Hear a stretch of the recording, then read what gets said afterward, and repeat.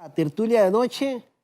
Hoy vamos a compartir con nuestro invitado en esta tertulia, que es el diputado del Partido Unidad Social Cristiana, Pedro Muñoz, que gentilmente está aquí con nosotros en vivo para hablar de lo que está ocurriendo en el país. Creo que todos hemos sido testigos de estas 2 semanas, prácticamente se cumplen hoy, de bloqueos en todo el país.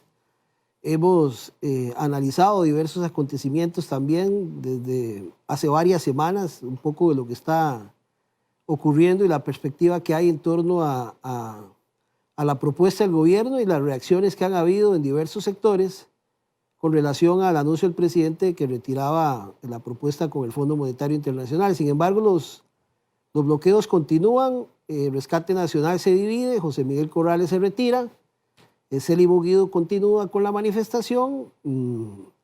Todos hemos visto diferentes imágenes en redes sociales principalmente de lo que ha terminado este tema. Y bien, hay una gran preocupación en el país, no solo por el nivel de violencia, sino también quizás por la cerrazón, como dice mi abuela, que tiene el presidente de la República en escuchar a la gente. Insiste en un diálogo en el cual yo he insistido en que no sé si es diálogo o negociación, porque diálogos el presidente ha tenido desde marzo de este año, que ha querido conversar, un poco, según él, para conocer la perspectiva, pero también hay que decir de que, o a uno le extraña, en el caso del presidente de la República, que pasó más de un año en campaña política conociendo las necesidades de la gente, se debatió el tema de qué ocupaba el país con los diferentes candidatos y al final el país apostó por él. Y ahora llega a decir que otra vez el diálogo, que vengan las comunidades aquí a hablar conmigo a Casa Presidencial. Y bueno, el tema es en qué momento vamos a ver las acciones. A pesar de que se dice de que el 17 de octubre, o sea, un par de días, ya comenzarán las diversas mesas a dialogar, en el sentido de que ya han enviado notificaciones a diferentes grupos para que participen en lo que llama él este consenso multisectorial o este diálogo de las mesas multisectoriales que van a haber. Ya algunos sectores que han reaccionado no van a participar, otros están esperando a que les lleguen las notificaciones respectivas y otros están apuntados al tema. Ya incluso una metodología que va a aplicar el director del Estado de la Nación. Y bueno, vamos a ver qué va a pasar, si realmente estas mesas es para convencer a la gente de lo que, según el presidente y el Ejecutivo, debe llevar adelante para sacar de la crisis a Costa Rica, o por el contrario va a ser una mesa donde sí se va a escuchar y se van a tomar en cuenta las diferentes necesidades de sectores que han venido clamando por algunos cambios o alguna implementación de alguna política económica que reactiva al país, que ya venía en una agonía antes de la pandemia y que ahora se ha pronunciado, y que tenemos gente no solamente desde el punto de vista tirando piedras, como han asegurado algunos, sino que también ya comienza a haber hambre en las diferentes comunidades. Y es que esta violencia también hay que saberla analizar. Si bien, como dijo Corrales, el mismo presidente, se ha infiltrado gente, donde hemos visto que también se ha reconocido a través del Ministerio de Seguridad que ellos mismos han infiltrado gente, la gran pregunta es que si bien ya identificaron los supuestos narcotirapiedras, uno esperaría que igual los identifiquen cuando empacan y cuando exportan. Sobre todo cuando vemos reportajes del semanario Universidad donde señalan que esta zona es donde mayor presencia de narcotráfico quizás hay en el país. Pero bueno, la situación está ahí. Hay una gran incertidumbre de qué va a pasar. La economía sigue estancada, sigue en agonía, a pesar de que el gobierno ha venido anunciando la apertura gradual, como ellos indican. A partir de esta pandemia que estamos viviendo en todo el mundo, los índices se disparan, poco a poco se quiere tomar vida al comercio. Sin embargo, también hay posiciones un poco intransigentes, por lo menos en mi opinión, en cuanto a lo que es la restricción vehicular. Y precisamente aquí está Pedro Muñoz, que fue uno de los que se planteó en su momento un recurso para levantar esta restricción, y me parece que hoy ya lo notificaron que no, que hay justificación para la restricción vehicular. Pero bueno, esas son decisiones que ya se toman a ese nivel, aunque uno lo vea un poco absurdo. Bueno, vamos a hablar con Pedro de cómo ve el panorama y sobre todo él como diputado del Partido Unidad Social Cristiana. También ha hecho planteamientos de cómo salir adelante, cómo podemos como país nuevamente reconstituir tanto que hemos perdido como sociedad y que lo que más hemos perdido, estamos perdiendo, pienso yo, en estos tiempos, sobre todo es la confianza, es lo que más se está perdiendo, una confianza en la institucionalidad, una confianza en los políticos, una confianza en los dirigentes. Se está perdiendo esa relación que puede haber entre quienes gobiernan en Costa Rica junto con los gobernados, en este caso la sociedad como tal. Y hay una gran preocupación también sobre la separación cada vez más entre ricos y pobres y que en alguna medida algunos lo consideran como que va a ser la Venezuela, pero bueno, la Venezuela, que todo el mundo hable de la Venezuela pobre que en su momento se levantó y tiene ahí a Maduro, pues eso es lo que no se quiere, tener una Costa Rica más pobre de lo que hemos venido marcando los índices que se han ido incrementando, si no queremos ver que este gobierno y los próximos gobiernos también promuevan una reactivación económica que nos integre a todos y salimos adelante. Pedro, muchas gracias por acompañarnos. Muy buenas noches. Y bienvenido a San Carlos y gracias por estar aquí, porque está Pedro en vivo hoy, que aceptó nuestra invitación y aquí lo tenemos. Gracias. Feliz de estar acá. Recordábamos hace un rato que aquí había estado yo hace como 10 años y aquí estamos de vuelta. 10 años más experimentados para no dar... Aquel momento era el rescate del Partido Unidad. Exactamente, después de 2 pérdidas al hilo, Ajá. dijimos que íbamos a salvar el partido y lo salvamos. Así que yo te agradezco la oportunidad de aquella ocasión y aquí estamos de nuevo, ya en la trinchera, dando la lucha. A los que nos ven y nos escuchan, el objetivo fundamental es encender la economía. Tenemos que encender la economía, volver a encender la economía.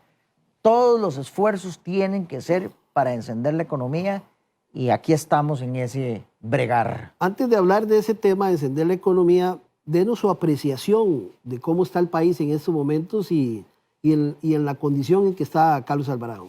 La razón por la cual hay tanto enojo, tanta desazón, tanta furia incluso, es porque la economía está apagada. Este gobierno ya había hecho todo lo posible para apagar la economía antes de la pandemia. Y el manejo de la economía durante la pandemia fue terrible. Desde mi despacho tenemos muchos meses, años, 2 años, de estar haciendo planteamientos para primero reactivar la economía. Eso partía de que la economía estaba prendida, pero que había que reactivarla. Hoy, los planteamientos que hacemos son para encender una economía que está apagada.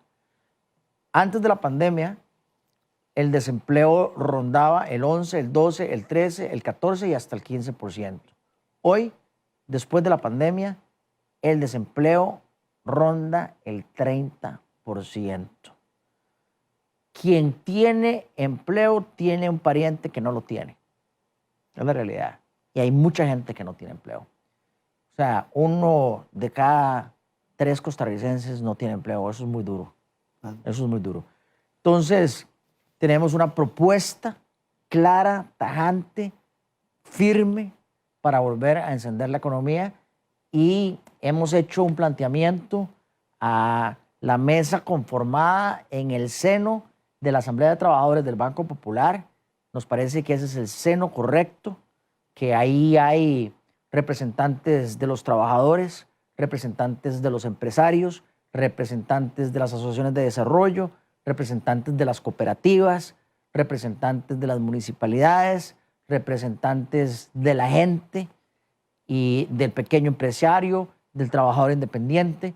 Por eso creemos que nuestras propuestas para encender la economía deben llevarse ahí a esa asamblea de trabajadores del Banco Popular, que además ha hecho una convocatoria amplia para que haya representatividad de los sectores más importantes del país. ¿Por qué se le encendió tanto esto al presidente Alvarado? ¿Por mentiroso? ¿En qué sentido? 3 planes de reactivación económica El primero en septiembre, el 18, el siguiente en junio, el 19, el tercero ahora en el 2020. No sucedió nada. Un plan de salvamento financiero que anunció con bombos y platillos 900.000 millones de colones que nunca llegaron a los costarricenses. Al presidente de la República le pasó lo que le pasaba en aquel cuento al que cuidaba las ovejas y que decía, el lobo, viene el lobo, viene el lobo. Y entonces, una vez y no llegó el lobo, 2 veces no llegó el lobo, 3 veces llegó el lobo y ya nadie le creyó. El presidente perdió toda la credibilidad por mentiroso y nosotros lo vimos en carne propia. La primera mentira nos la dijo a nosotros. Cuando nosotros votamos la ley de fortalecimiento de las finanzas públicas, le dijimos que ese proyecto, esa ley funcionaría si se reactivaba la economía y le mandamos una serie de condiciones para nosotros votar a favor. Él, el 4 de octubre del 2018, nos envió una carta con una serie de compromisos que no se han cumplido a la fecha. Esa fue la primera mentira del presidente. Yo me reuní con el presidente de la República el 20 de marzo del 2019 y le dije, presidente, yo no vengo a decirle a usted cómo hacer su trabajo. Yo le traigo aquí la carta que usted firmó. Yo me tomé la libertad de subrayar algunas partes de la carta. Léala y usted verá si está en cumplimiento o está en incumplimiento. A este gobierno cínicamente no le importa mentir. Maquilló las cifras del hueco fiscal, maquilló las cifras de todo el tema del COVID-19, hizo una restricción comercial de cantones anaranjados y cantones amarillos que no obedecía a ninguna lógica. No había estudios de cuáles eran anaranjados y cuáles eran amarillos. Eso era el tema más irracional. Y una restricción vehicular que tampoco tiene sentido. Y mintieron. Los costarricenses le dimos un voto de confianza al gobierno de la República en marzo, abril, mayo, durante la pandemia. Y luego nos fuimos dando cuenta de las mentiras una tras otra. La última de esta semana, los infiltrados en las marchas, el ministro de Seguridad llega y dice, no hay, y al día siguiente tiene que decir que sí. Las mentiras en relación con la UPAD, las mentiras en relación con la situación de las finanzas del país. Pero estaba viendo que los pescadores también les mintieron. El ministro de Agricultura dice que les mintió a los pescadores. Así es. Entonces, ya los costarricenses nos cansamos de tantas mentiras. Pero de lo que más nos cansamos es de la falta de un plan para sacar el país adelante. Digamos, para entrar ahí, bueno, hay 2 cosas. Uno dice, bueno, ¿qué es? Que el presidente tiene gente muy incompetente alrededor de él, que lo asesoran mal. O definitivamente hay que decir como ocurre en otros países, ¿no? Y se va al gabinete y viene otro nuevo gente y para generar un nivel de credibilidad mayor. Eso es una. Pero es que el problema es el capitán. Ok. El problema es el capitán. El problema es el capitán del equipo. El problema es el entrenador del equipo. Es el que no está funcionando. Este gobierno ha tenido la ventaja de tener una asamblea legislativa que ha sido proactiva, que ha puesto los votos, que ha presentado proyectos de ley. Por eso, hoy yo tengo un plan muy claro, un plan de 9 puntos. Me gustaría hablar de 3 de ellos. Nosotros sí tenemos un plan. Lo que pasa es que el presidente de la República no escucha, es un mentiroso y no tiene un plan. Nosotros tenemos el plan y por eso yo me siento muy ilusionado con esta mesa en el seno de la Asamblea de Trabajadores del Banco Popular, porque confío que en ese lugar sí habrá un compromiso de analizar con responsabilidad las propuestas del plan. Antes de ver esos 3 puntos, ¿por qué es que no ha anunciado un plan de reactivación económica el presidente? Como usted dice, ya son 3 ocasiones, pero ¿qué es lo que pasa? ¿No tiene nada o es que está atrapado o no hay nada? El presidente ya se cansó. El presidente está buscando cómo patear la bola y cómo llegar al 8 de mayo del 2022. Terminar. Así es. Y es un poco como un equipo de fútbol que lo que está esperando es que el árbitro pite 3 veces. Ok, hablemos de ese proyecto. ¿Cuáles son esos 3 puntos que quiere usted que se vea en la Asamblea de Trabajadores del Banco Popular? Porque creo que ellos todavía no han tomado la decisión de participar, ¿o sí van a participar? Ellos no han tomado la decisión de participar con el gobierno. Okay. Ellos tomaron la decisión de hacer una mesa de trabajo y firmaron 53 organizaciones de todo el país, representativas de todo el país, un compromiso de principios, una carta de principios para trabajar en ese seno. Ahí yo voy a hacer mis propuestas. Primera propuesta, para generar empleo y crear prosperidad, no más impuestos y más bien bajar los impuestos que nos sacan la plata de la bolsa, los impuestos a la productividad, a la producción y los impuestos al consumo. Por ejemplo, las cargas sociales. En este país no se pueden pagar cargas sociales por el tiempo real trabajado de un trabajador. Eso quiere decir que si usted tiene un trabajador a medio tiempo o un trabajador a un cuarto de tiempo, tiene que pagar cargas sociales, tanto el patrono como el trabajador, a tiempo completo. Eso no tiene sentido. Por ejemplo, el impuesto al diésel. Usted le echa diésel a un chapulín para arar un terreno. Tiene que pagar el 42% de ese diésel, es puro impuesto. Ara el terreno, no ha sembrado el terreno, lo siembra. Se ha sembrado, no ha germinado la plantita. Germinó la plantita, no ha sacado el fruto, no ha cosechado el fruto, no lo ha vendido y no se lo han pagado. Pero desde que usted aró el terreno, ya pagó el impuesto. No tiene sentido de que usted va a comenzar a recibir los ingresos meses o semanas o meses después y ya pagó usted un impuesto a la producción. Otro ejemplo, el transporte público. Usted tiene un taxi o usted tiene un autobús, tiene que pagar el canon al CTP y el canon a la ARECEP. No ha rodado 100 varas y ya tiene que pagar el canon.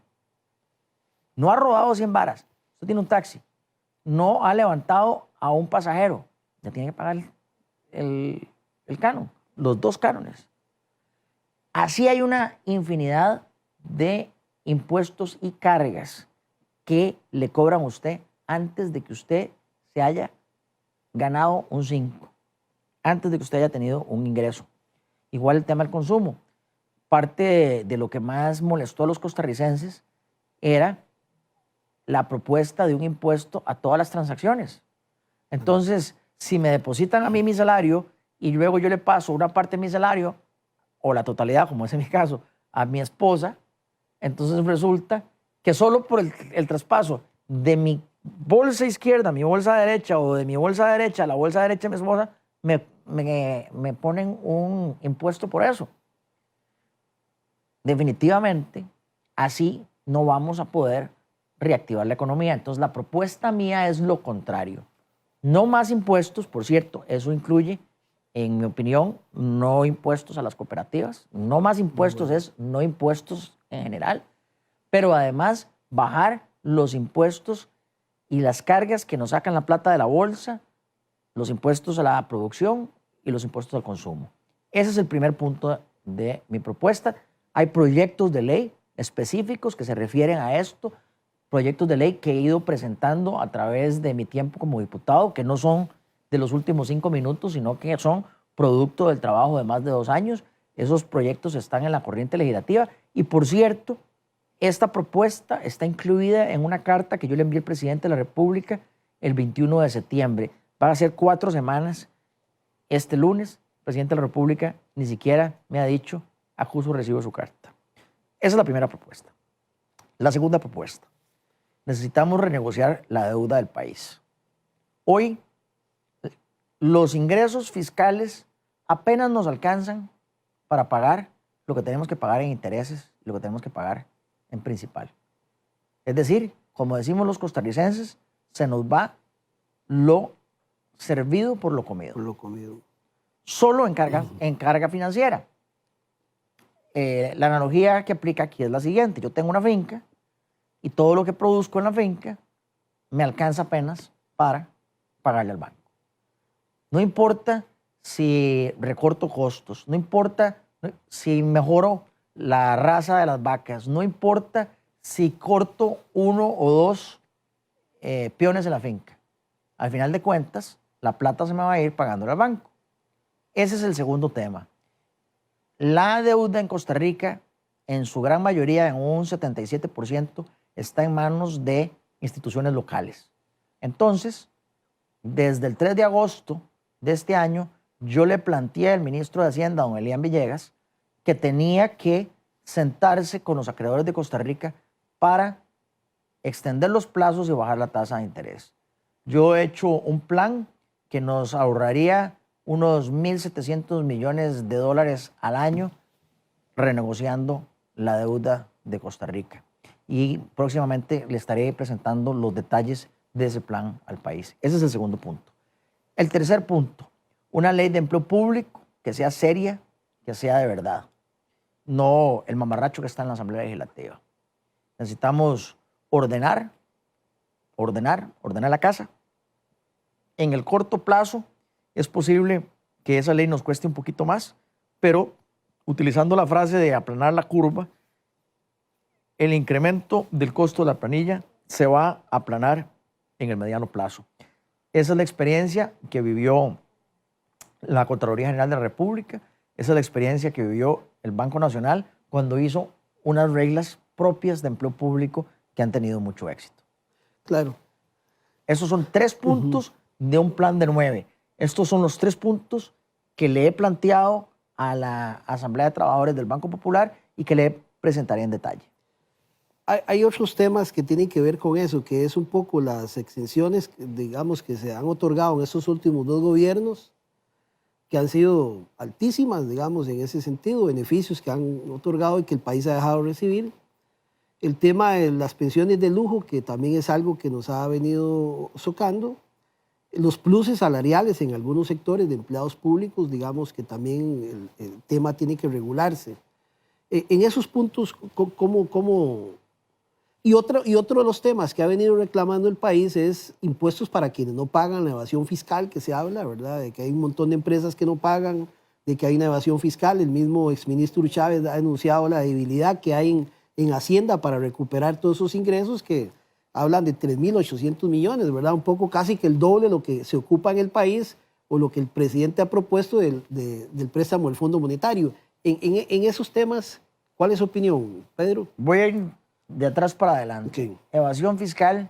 Yo me paré en el plenario de la Asamblea Legislativa y repetí la frase evasión fiscal aduanal durante 1 minuto. ¿Qué significa? Que la evasión fiscal aduanal es la madre de todas las evasiones.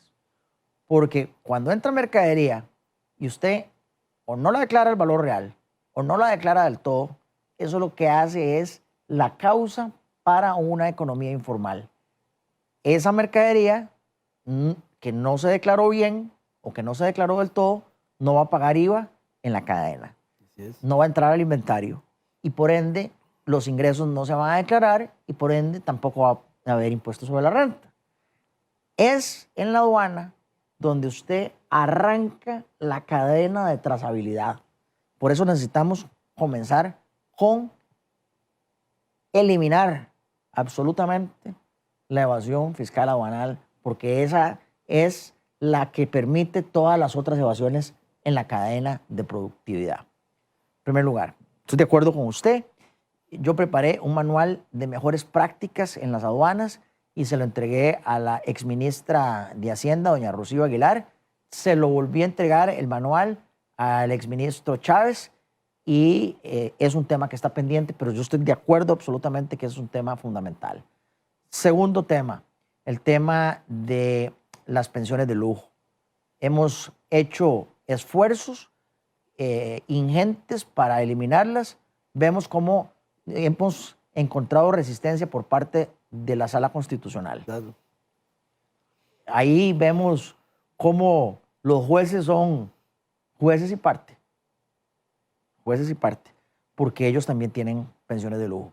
Entonces el obstáculo más grande han sido los lineamientos que ha impuesto la Sala Constitucional diciendo que no le podemos pasar la tijera más allá de un 50%.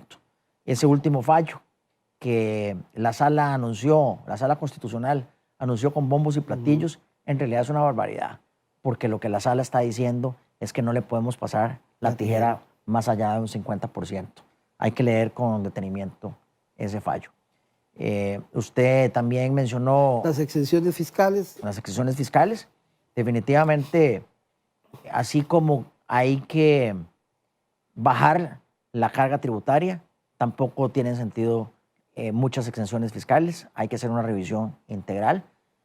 Básicamente, si bajamos también la carga tributaria, entonces no va a ser necesario que haya exenciones fiscales, ¿verdad? En ese sentido, yo estoy de acuerdo en emparejar la cancha. ¿Y cómo vamos a recuperar mucho de lo que vamos a dejar de cobrar?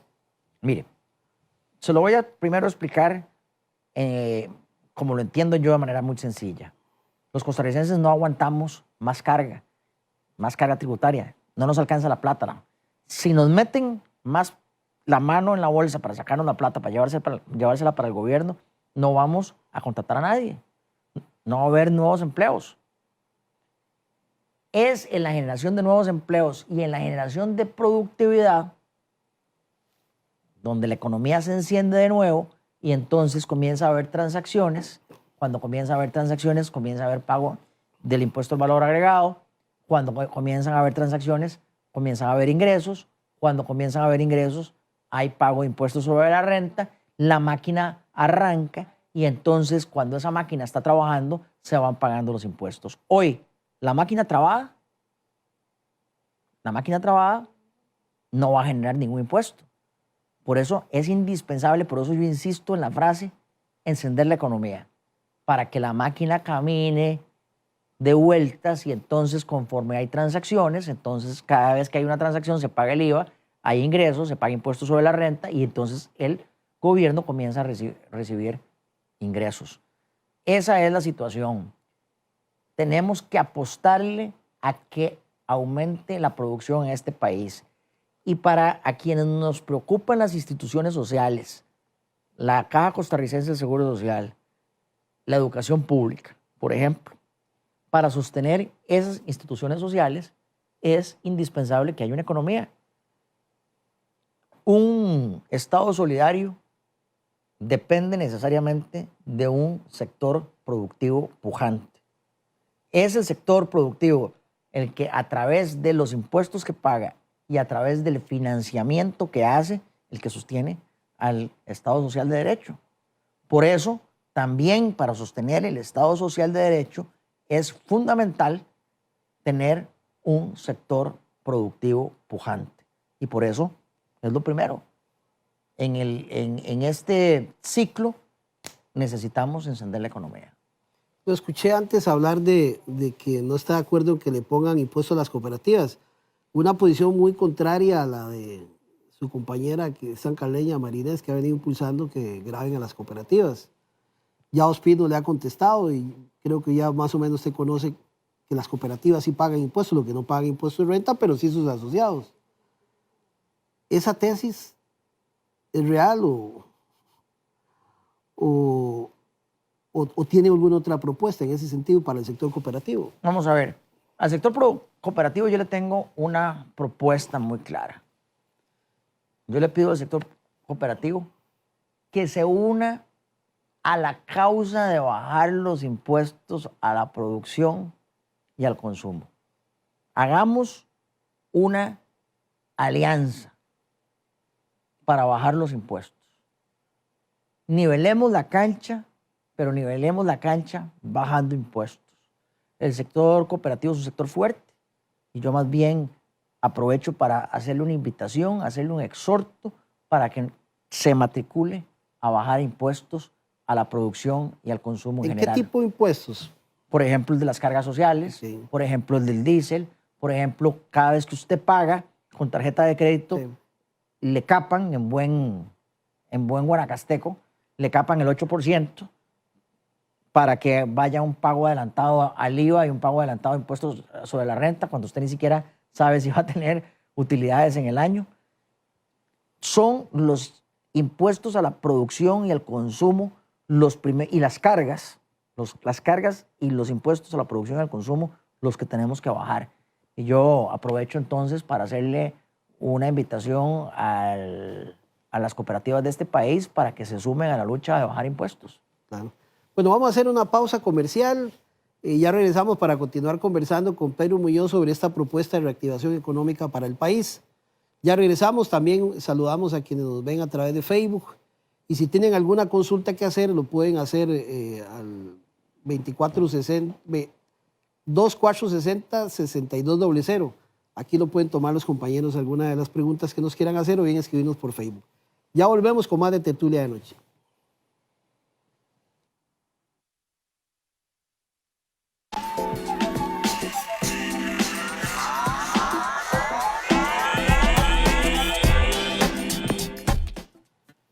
Bien, continuamos en Tertulia de Noche compartiendo con Pedro Muñoz, diputado del Partido Unidad Social Cristiana.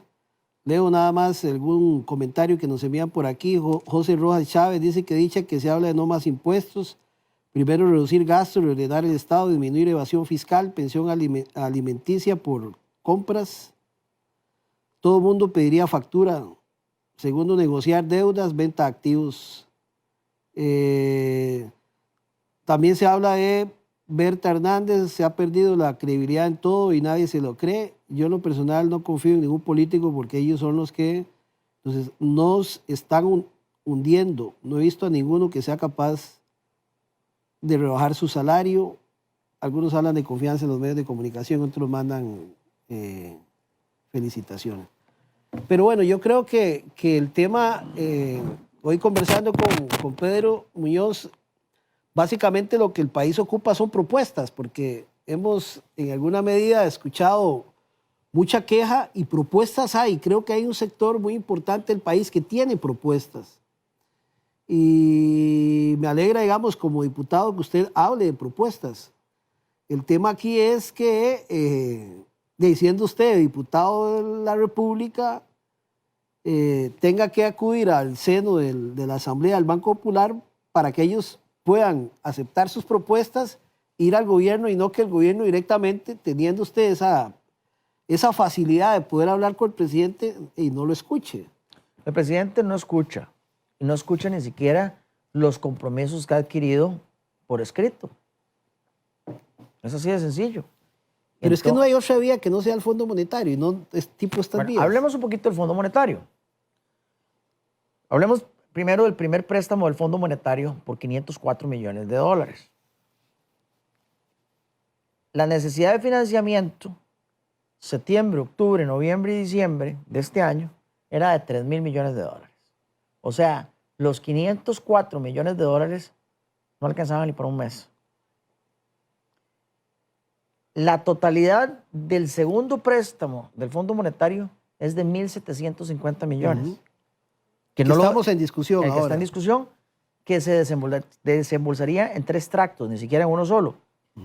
Solo la factura de intereses de este país al año es de entre 3.000 y 3.500 millones de dólares al año. Es decir, los 1.750 millones de dólares alcanzan, si acaso, o para 7 meses de intereses.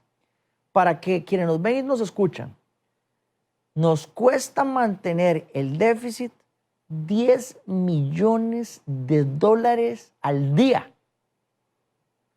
Eso incluye sábados, incluye domingos e incluye feriados. 10 millones de dólares al día. 1.700 va a alcanzar para terminar este periodo. Así es. Y eso es lo que nos dice claramente cuál es la verdadera intención del presidente de la República. Es patear la bola para dejarle el rancho ardiendo al siguiente gobierno. Eso mismo escuché yo al exministro Chávez decir que este gobierno lo que quiere es terminarlo con esa plata, pero dejarle la bronca al que sigue. O sea, el tema es, yo no sé si lo tienen claro los costarricenses, que vamos a resolver con 1.700 millones del Fondo Monetario. Nada. O sea, pero ¿para qué? ¿Qué le ha dicho el presidente? Esta plata yo la quiero para esto. ¿Para qué? No, él quiere para cubrir una parte del gasto corriente que se tendrá que incurrir de aquí a que él termine. Para explicarme mejor, nosotros tenemos una primera tarjeta de crédito, el gobierno tiene una primera tarjeta de crédito que está topada. El año entrante esa tarjeta de crédito va a ser de 50.000 millones de dólares a una tasa del 7%. Lo que el fondo implica y los otros préstamos implican son como segunda o tercera o cuarta tarjeta de crédito. Esa plata de las nuevas tarjetas de crédito no se utiliza para pagar la primera tarjeta de crédito. Y esa primera tarjeta de crédito sigue corriendo a esa tasa de interés y eso es lo que nos tiene ahogados. Entonces, si no resolvemos el tema de la primera tarjeta de crédito, si no ponemos el país a producir, yo quiero volver a ese tema. Es muy sencillo, los costarricenses decimos, no puede haber chocolate sin cacao. Si este país no produce, si no encendemos la economía, no podemos pagar las deudas. Es así de sencillo. Si usted está con la primera tarjeta o con una tarjeta de crédito al tope, si usted no comienza a producir, usted no la va a poder pagar. Y eso es lo que está pasando en este país. Porque la situación que ya era complicada en cuanto a productividad de previo a la pandemia, se complicó aún más durante la pandemia. ¿Pero usted cree que el presidente no va a insistir en el préstamo en estas mesas? No, él va a insistir. ¿Verdad que sí? Claro, él va a insistir en dos cosas. En el préstamo con el fondo y otros préstamos, y va a insistir en nuevos impuestos. Pero es que eso es como cuando uno hace préstamos. Llega el momento en que ya le han prestado tanto, porque usted presta para pagar y pagar y pagar y no resuelve nada. Y al final, y cuando va a ir a decir, présteme más, ya no va a tener, ya no, el país no va a ser sujeto a crédito. ¿Qué va a pasar? Vea, cuando usted va al banco, ¿qué le dice el banco? Enséñeme cómo va a producir, cuánto va a producir, cuánto le va a dar la finca. Aquí el presidente eso es lo que está evadiendo, decir cómo va a poner a la finca a producir. Lo que nosotros estamos proponiendo es, valga la redundancia, medidas específicas para que la finca produzca, porque esa es la única manera como podemos pagar las deudas, con una finca que está produciendo, con un país que está produciendo. ¿Cuáles sectores de la economía hay que encenderlos, que se han apagado con todo esto que ha venido pasando? ¿Todos? ¿O hay algunos en específico? El sector productivo, por ejemplo, alega siempre mucho que ellos son los que menos son tomados en cuenta. El sector productivo paga insumos carísimos, paga intereses carísimos. Eso es lo principal. Sector productivo, sector comercio. Necesitamos que la plata dé vuelta. Necesitamos que haya consumo. Necesitamos que haya confianza para que haya consumo. Necesitamos que haya confianza para que haya inversión. Necesitamos que haya confianza para que haya nuevos empleos. Para que no haya inversión y haya nuevos empleos. Necesitamos de nuevo encender la economía. Hoy la economía está apagada. Es que, vea que ¿cómo se llama? Aquí tengo otros comentarios. Considero muy atinadas las propuestas. La pregunta es, ¿hay voluntad en la Asamblea para generar cambios de fondo ante un gobierno sordo y una Asamblea Legislativa que jala para sus partidos?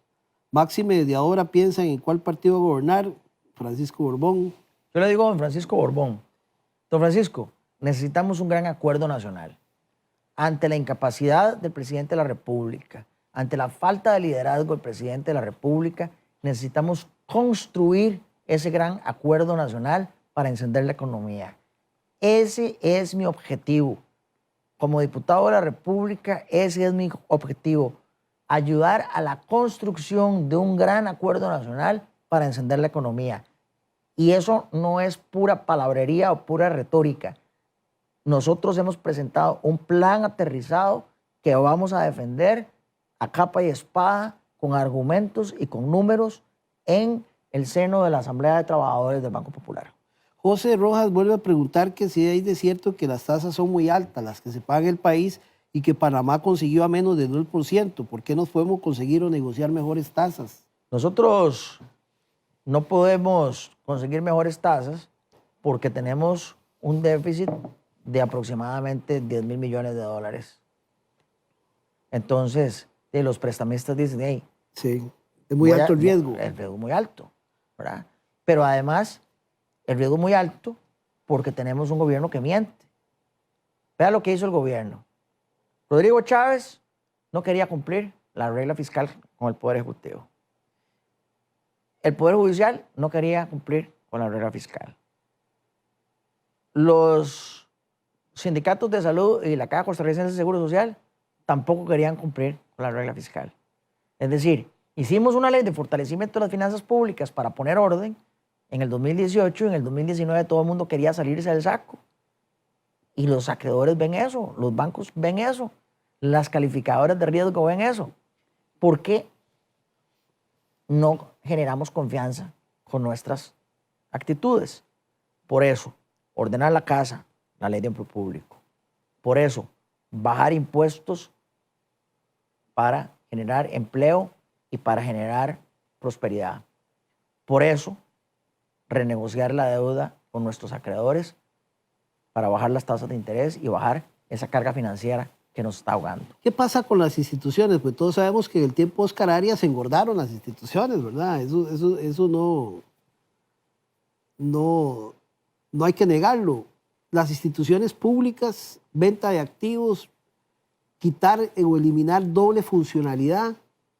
¿Qué opina usted respecto? Bueno, ahí Porque mucho se ha hablado de eso. Usted me la deja picando frente al marco, porque hay que recordarle a los costarricenses que el gobierno de don Abel Pacheco dejó las arcas llenas y que fue en los gobiernos de Oscar Arias, de Laura Chinchilla, de Luis Guillermo Solís y de Carlos Alvarado, 4 gobiernos los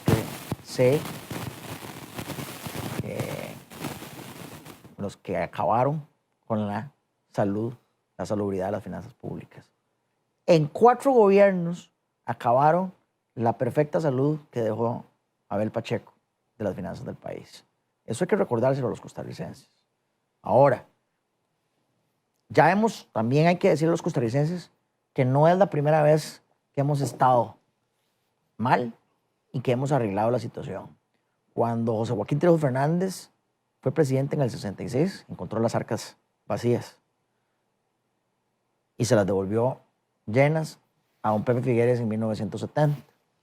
Cuando Rafael Ángel Calderón Fournier recogió las arcas, estaban vacías en el 90, se las entregó llenas a José María Figueres. Cuando Abel Pacheco le entrega las finanzas a Oscar Arias en su segundo gobierno, le entrega las arcas llenas. Usted la deja rebotando igual como dice que prácticamente los gobiernos irresponsables han sido los de Liberación. Bueno, yo lo estaba diciendo de manera positiva y a ver si se me prende la lucecita en la cámara para decirlo viendo la cámara. Ahí está. Yo lo digo de manera positiva.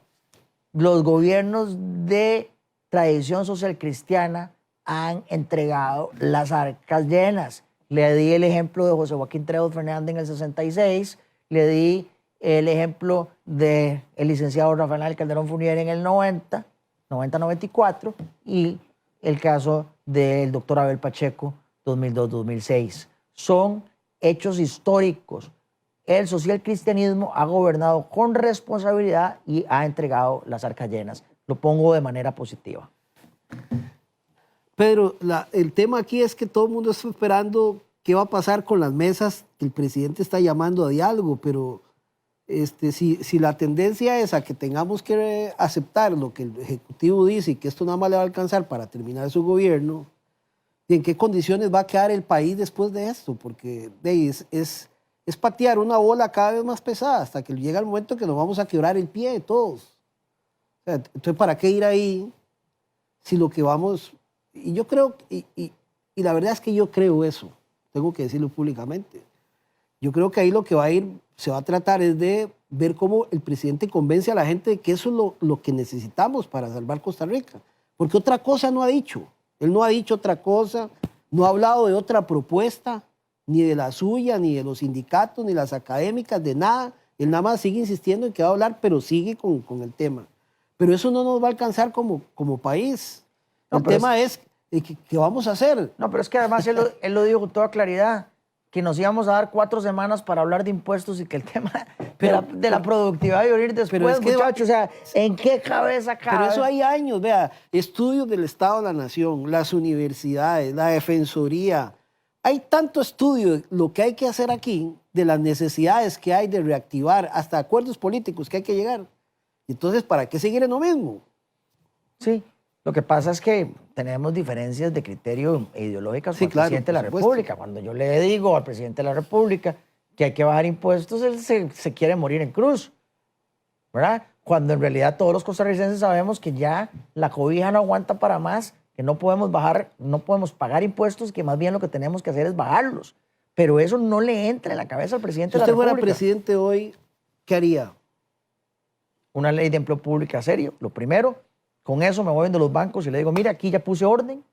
Y lo segundo que haría, ir a renegociar con los bancos la deuda. Y lo tercero que haría es bajar los impuestos a la producción. Por eso es que yo insisto en estos 3 puntos, y esos son los 3 puntos con los que estoy iniciando mi planteamiento a la mesa de la Asamblea de Trabajadores del Banco Popular. Esos son mis 3 puntos principales y por eso estoy comenzando por ahí. Hay otros puntos, pero estamos comenzando por ahí. ¿Y qué tal la Asamblea? ¿Ha aceptado bien? Mire, yo creo que la Asamblea en este momento está analizando cuál va a ser su relación con el Poder Ejecutivo y cuál va a ser su relación con el Poder Legislativo, ¿verdad? Me parece que es un espacio legítimo y es un espacio con credibilidad y es un espacio con legitimidad, Claro. pero luego... Porque ahí están todos los sectores. Porque están todos los sectores, pero luego ellos tienen que pensar estratégicamente de cómo se van a relacionar, por un lado, con el Poder Ejecutivo y cómo se van a relacionar, por otro lado, con el Poder Legislativo. Porque al final de cuentas, hay algunas decisiones que recaerían en el Poder Ejecutivo y hay otras decisiones que recaerían en el Poder Legislativo. Entonces, desde el principio, ese espacio tiene que tener una relación fuerte con ambos poderes. Pero el préstamo del Fondo Monetario, ¿eso tiene que aprobarlo ustedes en el Congreso o eso pasa al Ejecutivo de una vez? Todos los préstamos internacionales requieren la aprobación con una mayoría calificada de la Asamblea Legislativa. 38 votos. De 38 votos.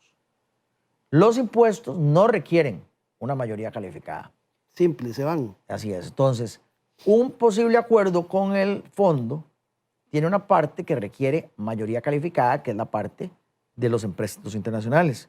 Y tiene otra parte que no requiere mayoría calificada, que es la parte de los impuestos.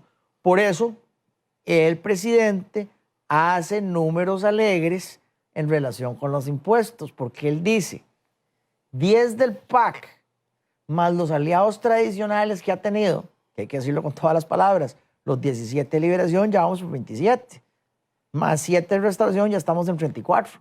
Entonces, los números alegres políticos que hace el presidente de la República es...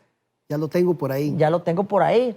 Y la realidad hay que decirle acá, el presidente se pone así de buchón y de tagarote y anuncia todo ese paquete de impuestos porque él creía que ya tenía la venia de Liberación Nacional y de Restauración Nacional. No es hasta que el pueblo se manifiesta tajantemente en las 36 horas después del anuncio del paquetazo de impuestos del gobierno que Liberación Nacional se echa para atrás. Y donde Liberación Nacional se echa para atrás, Restauración se echa para atrás. Y entonces el Poder Ejecutivo se tiene que echar para atrás. Entonces, ahorita el gobierno reculó, pero para coger impulso, ¿verdad? Por eso es que el presidente dijo con toda claridad que este diálogo que quiere abrir de 4 semanas es un diálogo para hablar de impuestos, porque el tema, según él, el tema de la productividad puede esperar. En mi opinión, eso es absurdo. Sí, es lo que necesita son recoger ingresos. Entonces los impuestos es lo que él necesita que le aprueben rápido. Y convencer a 29 diputados. Él está haciendo una matemática muy sencilla. Los impuestos requieren mayoría simple y entonces voy a hacer la mazaguada ahí en este diálogo para lavarle el coco a 29 diputados para que voten a favor de los impuestos. Sí, que es lo que nos tiene a la mayoría o tiene a la mayoría en las calles. Eso es lo el que... impuesto a las transacciones financieras. Pero además, no es solamente la gente que está en la calle, también la gente que está en la casa. La gente que está en la casa no quiere más impuestos. O sea, no solamente es la gente que se está manifestando en las calles. El sentimiento popular es el de no más impuestos y el de más bien la plata no me está alcanzando. Y para poder volver a confiar, para poder volver a invertir, para poder volver a contratar, para poder emprender, necesito que me quiten las cargas y los impuestos de encima porque no puedo respirar. Claro. Esa es la zapato que situación. se lo O sea, yo tienen. siento como que me estoy asfixiando. Claro. Que ¿Verdad? tienen el zapato en el pecho. El zapato en el pecho, no puedo respirar. Y la única manera como voy a poder respirar es que me quiten esas cargas y esos impuestos de encima. Pero yo, en lo poco tiempo que nos queda, yo quiero preguntar lo siguiente. ¿Qué panorama? Es que eso es todo un tema para hacer un programa, pero querían aplazar el tema de la elección. Eso era un juego que el PAC quería porque estamos, ya el otro año viene el juego político. ¿En qué condición va a quedar los partidos, usted que es del Partido Unidad y los demás partidos, ante este panorama que tiene el país de incredibilidad y cada vez más enojo hacia la clase política costarricense? Vamos a entrar en un proceso bastante complicado desde el punto de vista de la credibilidad de los partidos para que la gente vuelva hacia ellos y ver qué ocupa para gobernar Costa Rica. Vamos a hacer aquí para adelante. ¿Cómo lo ves vos? Vea. La política antipolítica la creó el PAC. La política en contra de los partidos la creó el PAC. La política que dijo el PAC de Acción Ciudadana fue un cuentazo. Y la política de ir en contra de los políticos y de los políticos tradicionales también lo inventó el PAC. Es la política la que nos puede salvar, como nos salvó en el 66, cuando José Joaquín Trejos Fernández, como nos salvó 90-94, cuando Calderón Fournier bajó la pobreza y aumentó la productividad, o como nos salvó 2002-2006, cuando Abel Pacheco le entregó las arcas llenas a Oscar Arias.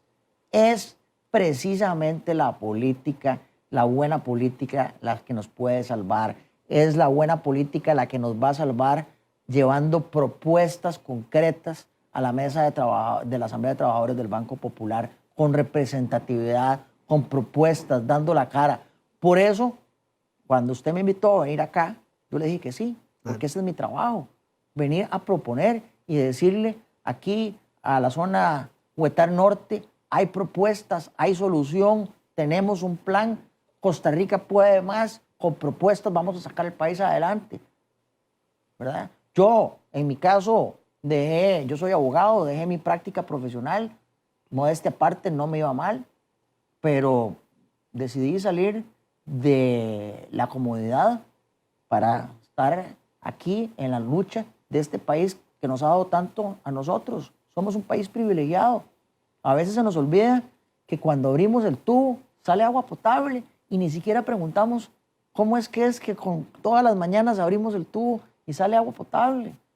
No nos sorprende, hoy estuvimos en Copelesca, que aquí es como el 2.17% de lo que no se recibe electricidad, y eso es porque existe algún choque o se cayó o algún accidente, ¿verdad? Aquí hay luz, corriente todo el tiempo y nosotros no nos preguntamos cómo es eso posible, ¿verdad? Claro. Entonces, tenemos un país que es privilegiado con instituciones centenarias que funcionan extraordinariamente bien y tenemos que defender esas instituciones, ¿verdad? Usted hacía referencia, por ejemplo, al tema de la restricción vehicular, que yo la fui a pelear a los tribunales de justicia. Bueno, di la lucha, no la gané, pero yo creo en que es en los tribunales de justicia donde se deben buscar dar esas luchas. Claro. Y tenemos que proteger ese Estado social de derecho y un poder judicial fuerte. Para ir cerrando, la unidad, ¿cómo se va a proponer en la campaña política? La unidad debe buscar la unidad del país. La unidad debe buscar la unidad del país. ¿Y eso qué significa? Para buscar la unidad del país, la unidad debe buscar una coalición. Una coalición de partidos. Una coalición de partidos, una coalición de sectores, una coalición con los sindicatos, con las cooperativas, con el sector empresarial. Tenemos que construir esta gran este gran acuerdo nacional, ¿verdad? Y la unidad es el partido llamado a buscar esa unidad nacional. La unidad, el Partido de Unidad busca la unidad nacional.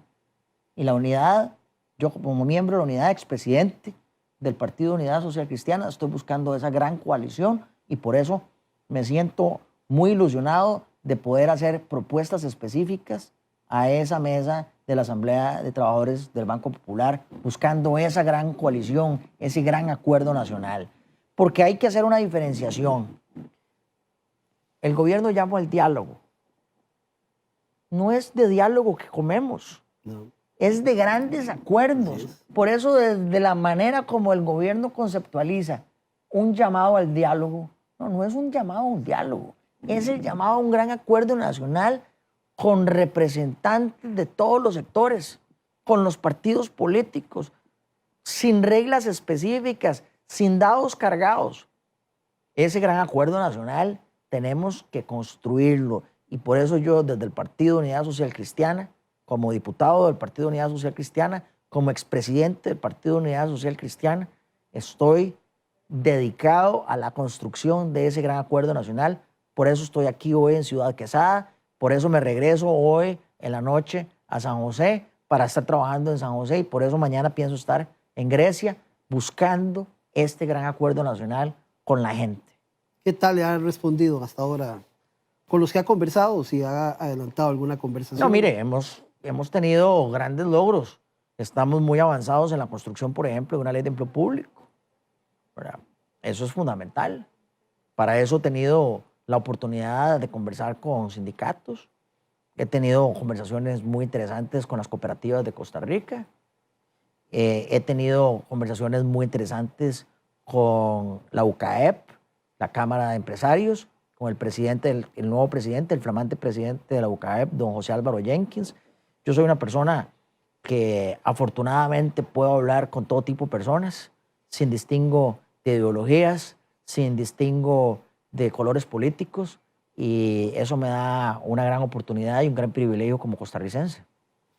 Muchas gracias, Pedro. Y vamos a tener que sentarnos a hablar de cómo llegar a esos acuerdos nacionales, que en estos momentos es lo que ocupa el país, llegar a consensos, de poner, ¿verdad? Y construir, no de imponer, que me parece que por ahí no se construye. Y sobre todo lo más importante es devolver la credibilidad a los costarricenses. Y no es hablando, es proponiendo y accionando. Porque el costarricense creo que ya está cansado de tanta hablada, tanto diálogo, pero poca acción. Hay que accionar y sobre todo ver que la política sirve para llegar a acuerdos en favor de, no para prometer y para no cumplir, que es lo que en alguna medida hemos estado viviendo en estos últimos años de la política del Partido Acción Ciudadana. Sin lugar a dudas, pero el futuro es hoy. El futuro es hoy, el momento del gran acuerdo nacional es hoy y por eso estamos metidos de cabeza en la construcción de ese gran acuerdo. Vamos después a conversar de ese gran acuerdo para ver qué más se propone en ese sentido, porque sí, ya viene la política, hay que comenzar a hablar de eso, porque en las circunstancias en que estamos, cualquier cosa puede ocurrir, en medio de tanta desesperanza, cualquier loco puede aparecer, y bueno, ya hemos tenido experiencias de países donde en medio de la ingobernabilidad que se puede dar y la falta de credibilidad, cualquiera aparece y en lugar de mejorar las condiciones, las empeora. Ecuador, en fin. Pero bueno, eso lo vamos a ver meses después. Entonces, no sé si quiere un mensaje final, Pedro, agradecerle muchísimo, en serio, por haber venido y esperamos volver a conversar pronto. Yo encantado de estar acá. Quiero cerrar con un mensaje de esperanza, con un mensaje de optimismo. Yo digo la frase Costa Rica puede más. Lo ha demostrado en el pasado cuando se ha exigido la mejor casta de los costarricenses. Lo hemos demostrado. Lo hemos demostrado en el campo de juego, en el caso del fútbol. Lo hemos demostrado en la arena política en el pasado. Ya di los ejemplos. Y hoy los costarricenses vamos a sacar la tarea. Tenemos que hacerlo con una mentalidad propositiva, proponiendo con propuestas y buscando los espacios legítimos para que las propuestas puedan germinar, puedan dar frutos, puedan cosechar y esos frutos los podamos disfrutar todos los costarricenses. El objetivo, encender la economía para que haya otra vez empleo y prosperidad para todos los costarricenses. Costa Rica puede más. Muchísimas gracias, Pedro. Agradecerle muchísimo por habernos acompañado. Recordarles que este programa se retransmite el domingo a las 6 de la tarde, así que los invitamos para que también nos acompañen ese día. De nuevo, muchas gracias al diputado Pedro Muñoz. A ustedes los esperamos la próxima semana en otro espacio más de Tertulia de Noche aquí a través de canales 14 y 16. Buenas noches, los esperamos.